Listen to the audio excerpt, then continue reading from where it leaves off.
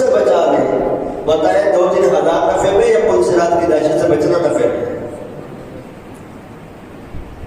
اللہ تبارک و تعالی مسلمان کی مدد کرنے کی برکت سے اپنی رحمت سے فضل فرماتے ہوئے بلا حساب داخلہ جنت کر دیں.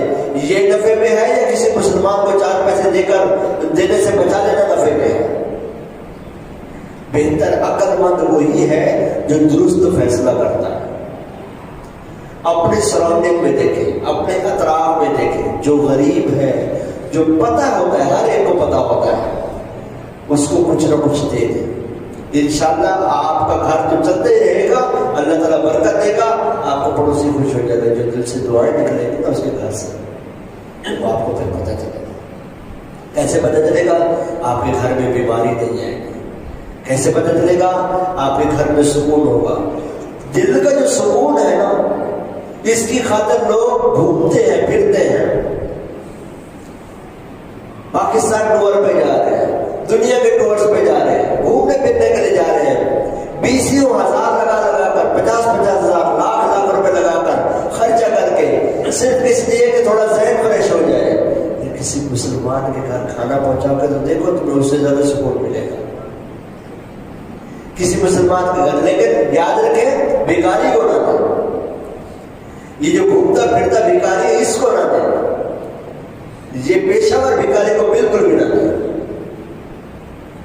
تو انشاءاللہ اس کی برکت یہ ہوگی کہ یہ بھکاری محنت کریں گے. اعلیٰ حضرت امام احمد رضا خانقانی رحمۃ اللہ علیہ فرماتے ہیں کہ بھکاری کو نہ دو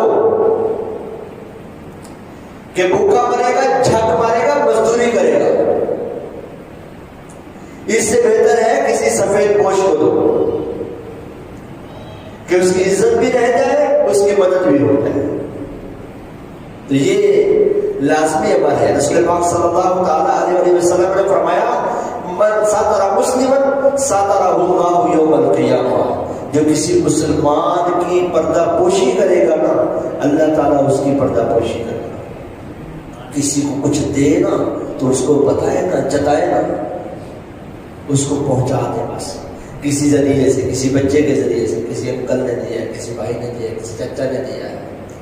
اچھا گھر میں خواتین ہوتی ہیں، ان کے آپس میں دوستیاں ہوتی ہیں، باجی یہ میرے پاس کہیں سے آیا تھا، یہ دیتے تھے. بولنا ضروری ہے کہ ہم نے دیا ہے. اللہ دیکھ رہا ہے نا، اللہ سے زیادہ کون دیکھنے والا. تو یوں اس طریقے سے مسلمان کی مدد کریں. رسول پاک صلی اللہ تعالیٰ علیہ وسلم فرماتے ہیں اللہ تبارک و تعالیٰ بندے کی اس وقت تک مدد کرتا رہتا ہے جب تک بندہ اپنے بھائی کی مدد کرتا رہتا ہے.